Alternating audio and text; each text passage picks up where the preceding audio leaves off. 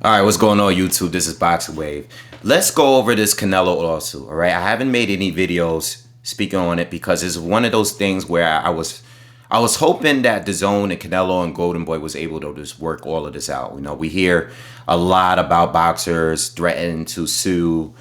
You know, whether it's the promoter or the network or the sanctioning bodies. We hear a lot of articles. And listen, normally they're able to work things out and everything gets cleared up and then we all could move forward from it. So I personally didn't make a video up to it because I was just hoping that they would, you know, figure it all out and we can move on from here. But Canelo is going forward with this, all right? And I read an article on BoxingScene.com written by Jake Donovan. I will leave the link in the description of the article. It's a pretty lengthy article, and it doesn't have the entire 23-page lawsuit, but it's a lot of key notes, and there's a lot to really unpack, all right? So I actually finished reading it just now, and I was writing down a few notes, things that I want to bring up, all right? Most of it I remember on the top of the head, but there's really a lot to unpack about this, all right? So if you want, you know, if you are interested in Canelo and this contract with Dazn and Golden Boy, I would highly suggest you read this article because I'm going to say a lot of things here, but it's crazy how when it comes to a fighter and so much money is involved, how sloppy all of this is, you know, and I'm going to address a lot of these things here, so stay tuned. But let's talk about it now. Canelo is obviously suing both Dazn and Golden Boy. He's suing the both of them, all right? He's suing them for breach of contract. Now, originally, he had signed a deal back in 2018. It was an 11-fight deal, and it was for $365 million. So at that time, there was some kind of record for the amount of money that was spent on Canelo. I don't know if it was just boxing or sports overall, but this is a huge contract back then. It's an 11-fight contract, and it sort of evens out to about $35 million per fight. Now, the first fight he had in 2018, late 2018, was against Rocky Fielding. That fight was only for $15 million, all right? But every fight after that, the remaining 10 fights were all supposed to be a guarantee $35 million plus the $5 million, the license fee, all right? So basically, it's like a $40 million per fight. That's something that was guaranteed, all right? So he's suing both Dazn and Golden Boy, and he's also suing Dazn for the failure of paying the license fee, which is something that they tried to work out. They tried to agree on having them pay that. That's one of the things he's suing for. He's suing for the relief for damages, the lawyer fees, the cost of the lawsuit. These are all of the things that he's suing for when it comes to this, all right? So there's a lot of stuff here. Plus, he is suing for the remaining 8 fights that he has in that contract. He already had the 3 fights, which is the first 3 fights he had. He had the first fight with Rocky Fielding, which was $15 million. Then he had the 2 fights last year for Daniel Jacobs and Sergey Kovalev, all right, up at 175. He fought Sergey. That was his last fight. And that was back in 2019, but in 2020, he has not fought yet. And a lot of it has to do with the global pandemic, but also because they can't really work out a deal that works for both Dazn and Canelo Alvarez, all right?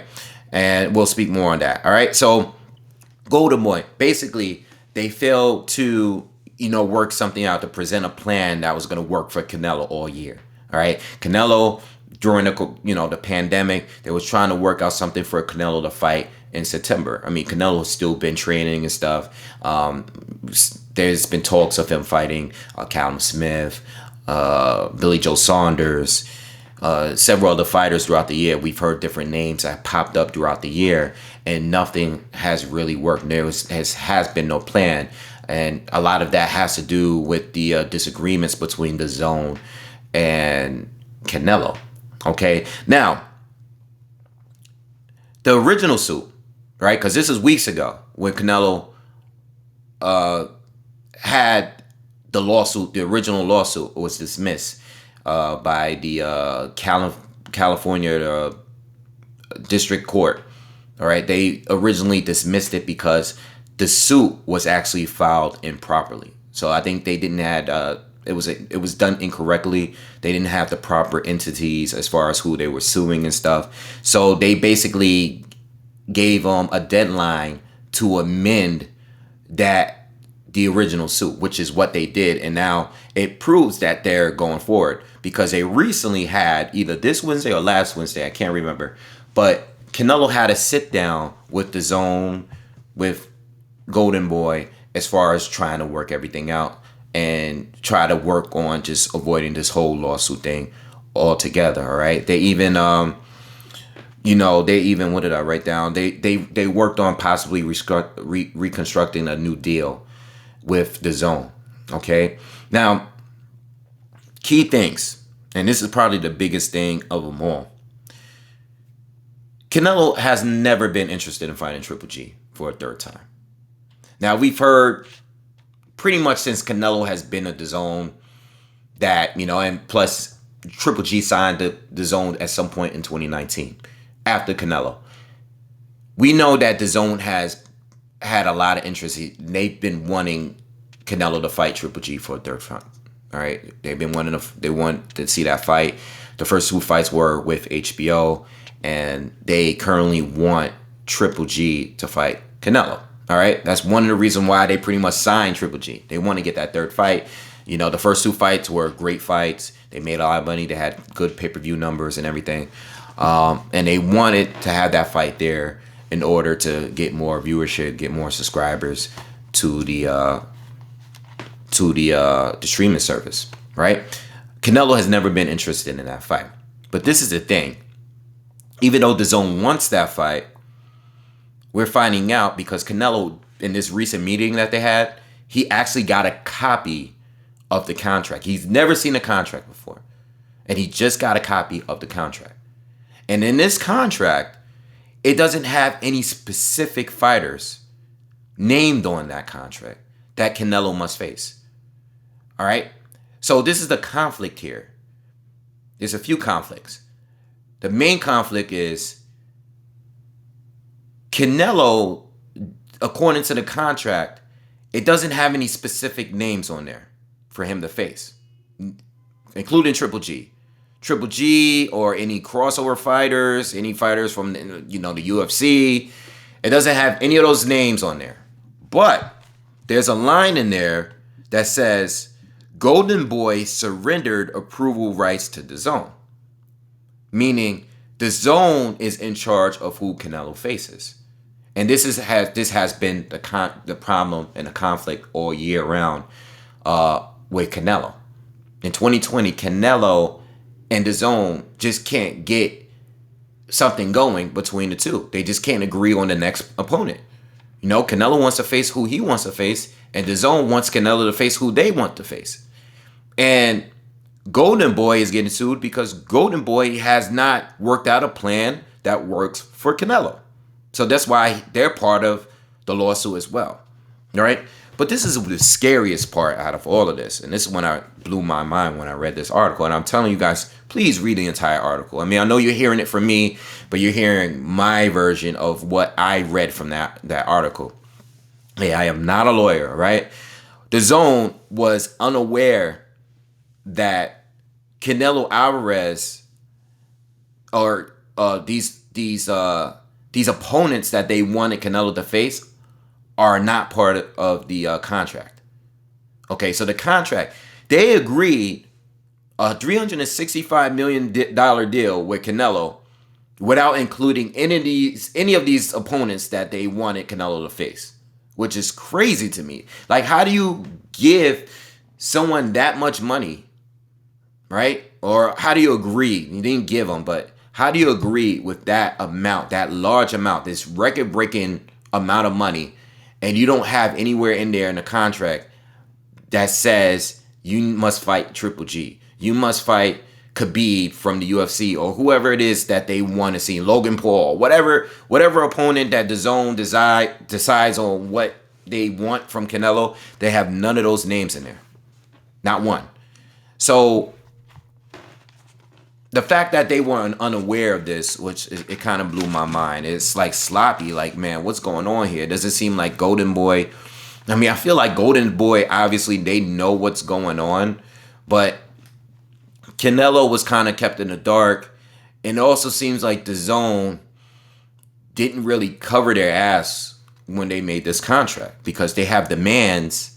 And I think a lot of their demands are demands based on what's happening this year during the pandemic. You know, because there were some issues in 2019, including the Sergey Derenchenko, which is also an issue for Canelo. And that is being readdressed within this lawsuit as well, because last year there was some tension between, and we saw this in the Sergey Kovalev fight leading up to that fight, that there was some tension in between Oscar De La Hoya and Canelo Alvarez. You know, they weren't talking publicly and everything like that. There was definitely some obvious tension there. And I remember this, that Canelo was actually stripped of the IBF title because he didn't agree to fight Sergey Derenchenko within the amount of time. All right. And this really pissed off Canelo. He got stripped on that because there was a lack of communication between him and Golden Boy, which is also being addressed here. All right. So, you know, Alvarez, he didn't see the contract, for the copy of the contract, until this recent meeting. You know, and the issues are, you know, not being back on agreement upon dates, maybe September, December. That's what Canelo was looking for. They haven't worked out anything for September or December. All right. Well, December is already passed. September is already passed, but December still coming up. And, you know, it's all about the plans moving forward. You know, all the proposals being, you know, failed by Golden Boy and stuff like that. So listen, let's talk. What I want to know is, how is this going to work on both ends, or at least on Canelo's end? I understand that he's suing, but we were in the middle of a pandemic. All right, this is bigger than sports. Every sport is bigger than boxing, for sure. Every sport was shut down for an amount of time. Things were just shut down. And then when sports, and boxing was active again, we're still not getting a live gate. You know, I mean, they're going to start having some, but very, very small crowds. I believe 25% of the crowds. You know I just heard today that Tank Davis is going to be fighting Leo Santa Cruz. Excuse me. With a smaller crowd. I mean, a big crowd, but it's going to be a percentage of what they're allowed to have in that arena. All right. So basically, Canelo wants the same amount of money where you can't generate that kind of money. There's no way to generate. There's no way they can pay you $35 million and they're not making the money. You know, they're basically seeing you fight in a small room with no audience, no live gate, and then you're expecting to receive the same amount of money. You know? And this is why a lot of fighters are not having their fights, why a lot of fights are being pushed back. You know, like Tyson Fury and Deontay Wilder. You know, fights like that, big time fights. You know, a lot of fighters kind of waited until, you know, maybe where, you know, they can get a fight where they can have some sort of live gate so they can recoup some of the money. They can make some of the money up, you know, because right now people are viewing it online. They're either streaming it or watching these sports on television, but there's no live gate, you know, there's no audience. No one's paying for tickets, you know. So on Canelo's end, I'm sure, and you know what, I can't even say I'm sure, because when I heard that DAZN didn't have any idea that these specific fighters weren't part of the contract, I was like, But also, Golden Boy gave DAZN the rights as far as approving fights. So at the end of the day, DAZN has the power to say no for a fight, but they don't have the power to tell Canelo who to face.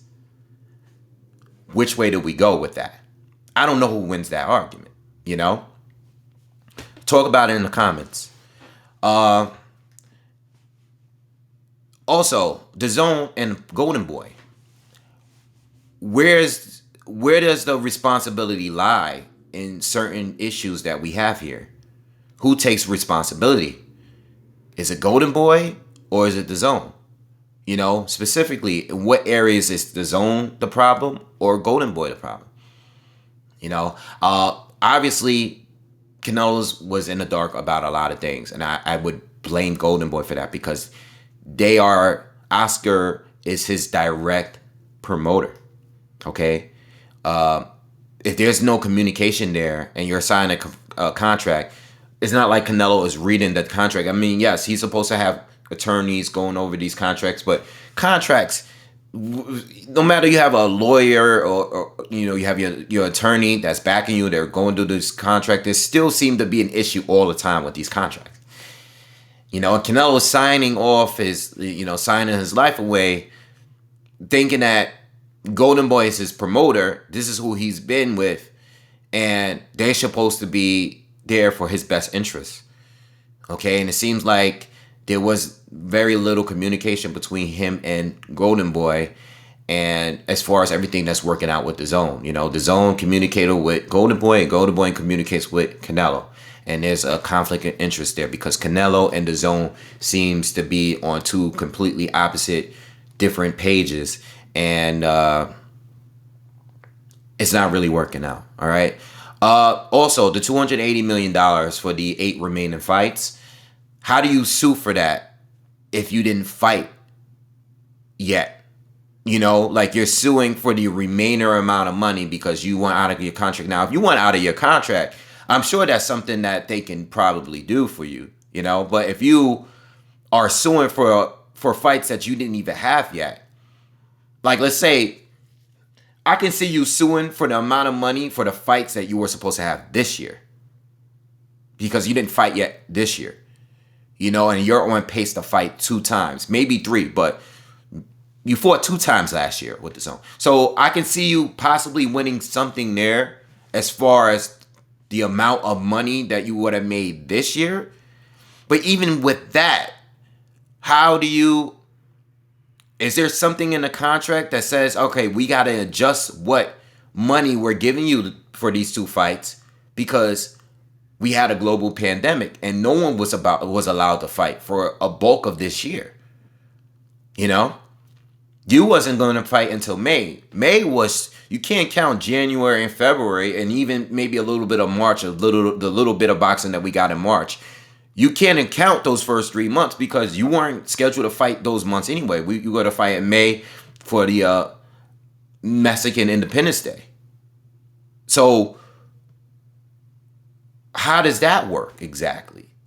You know, even if you do get paid for the 2 fights that you didn't have this year, are they going to be, $70 million, $80 million if you're including this license fee thing? Or how does that work out? You know, those are the questions I have here. And I just can't see, I can see DAZN paying Canelo to release him, pay him for the damages and some of the, you know, the fact that he didn't get a fight this year. But I can't see them paying $280 million outright for fights that you didn't have yet. You know, I know you guys agree to the fights, but there are things that can cause some sort of disruption in future events. You know, whatever that lawyer lingo is called. I don't know what it's called. I'm not a lawyer, but whatever that's called, you know, there are emergencies, there are things that happen that cause events to get canceled, which is what happened this year. So they should be covered. DAZN should be covered for that, you know? So look, it really stinks because I am a fan of Canelo. I'm not a fanboy Canelo, but I do like to watch him fight. You know, he's an extremely talented fighter. You know, I think he's top 2 or 3 pound for pound fighters in the world, if not number 1. You know, he's a great fighter, and I love to watch his fights. But I do want to see him. I personally want him to fight nothing but the very best. And I would think that if you're fighting for that amount of money, you're fighting really, really good fighters. But if the Billy Joe Saunders fight is not good enough for DAZN, or the Callum Smith fight is not good for DAZN, that's an issue because I think those fights are good. You know, I'm cool with those fights. I mean, Saunders is, you know, as far as stylistically, I would like to see that fight if Saunders is at his best. If Billy is at his very best, I am interested in that fight. I'm even more so interested in that fight than the Callum Smith fight. But Callum Smith, I think he's runs the division right now because not only does he hold the title, but he won the World Boxing Super Series tournament as well. You know, and it didn't have all of the very best at 168 in it, like the cruiserweight one does. But I still give him credit for winning that tournament, for entering that tournament and winning it. You know, knocking out George Groves, who had a title at that time. So I would like to see those fights. You know, I want to see those fights. And you know, I don't really know what this is gonna mean now, because it sounds like this is gonna be this could be a very long process, and this can keep Canelo out of the ring for a long time. You know, and I hope that at some point things get cleared up. But if you read the article, it seems like there was countless things that happened in between the whole time this contract was signed in 2018. There was a lot of things that from even last year and this year that Canelo just was not feeling. And I think now he's really at his breaking point. You know, and I'm sure there's things that's going on here that we don't know about. You know, maybe we'll find out. I don't know, but this is really, really disappointing news. I think the only good thing that's coming out of this is the guys at 168. All right, let's stop waiting around for Canelo and let's fight each other. You know, which it doesn't seem like 168. And let me address, because I was gonna make a video on this anyway. 168 is actually becoming probably my least favorite division. You know, I know we talk about 147 and the fact that, you know, between Bud and Spence and all these guys, but 168, what is their excuse? Because there's no megastars there yet. Everybody seems to be waiting around to see what's going on with Canelo. At the same time, they seem to price themselves out when it comes to Canelo too. It's like they want a lot of money. They want Canelo, but they want a lot more than they probably deserve. You know, but that's just my opinion. You know, who am I to say, you know, who deserves what? And, you know, I don't even want to go there. But it seems like guys at 168, they don't really want to unify. Like, what's up with Billy and Callum? Why can't you unify? You know, why is Billy looking for these other opponents that no one's interested in seeing him face? Like, we want to see you face someone good. Like, the last few guys you fought, no one really cared about. You know, you messed up with Demetrius Andrade, and the last fighter that people were kind of interested in you fighting was David Lemieux. You know, I mean, you performed good, you dominated him, that's cool. But since then, we haven't seen anything. You screwed up the Andrade fight, and you moved up, and you have fought guys that no one have any interest in you facing. You know? And you got Callum Smith there. Give him credit. Yes, he won the tournament and everything, but dude, we want to see you face someone really good. You know, we want to see you guys unify. Same thing with the PBC fighters.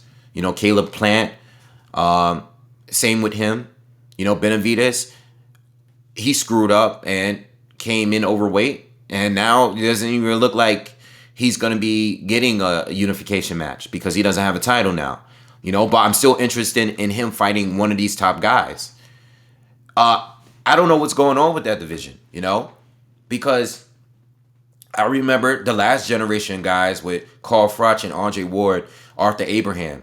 You know, I remember Mikhail Kessler, John Pascal, the Durrell brothers, you know, Jermaine Taylor, Lucien Boutte.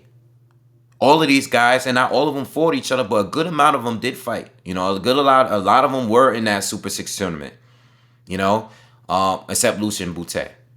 All right, but a lot of them fought each other. A lot of them went on to go up to 175 or whatever. But those were guys with bigger names, better resumes, and they fought each other. The majority of them fought each other, you know. And this is a clown show that's going on 168. We as fans got to start putting pressure on these guys because they're just hanging around, taking safe fights at 168, hoping they stay undefeated so they can land a Canelo fight. That's what's really going on. But when the offer is made, they price themselves out at the same time. It's ridiculous, you know?